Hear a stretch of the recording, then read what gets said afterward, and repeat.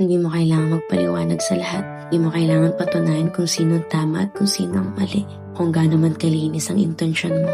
Kasi minsan, ang pinaka-mature na desisyon ay ang piliing manahimik. Hindi dahil takot ka or wala kang sasabihin, kundi dahil alam mo na hindi lahat deserving ng energy mo. Kung alam mo naman na malinaw ang intensyon mo, okay na yun. Kung alam mo sa sarili mo na ginagawa mo ang best mo, enough na yun. May mga laban na hindi mo kailangan salihan para manalo ka. May mga opinyon na pwede mong bitawan para manatiling payapa ka. At may mga araw na ang tunay na panalo ay piliin ang sarili mo.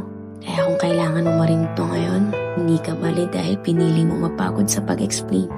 Hindi ka mahina dahil pinili mong mag-move forward. At hindi ka nagkulang dahil hindi mo pinatulan. Patuloy mo pa rin galingan. Dahil sa lahat ng laban mo, sarili mo pa rin ang kakampi mo.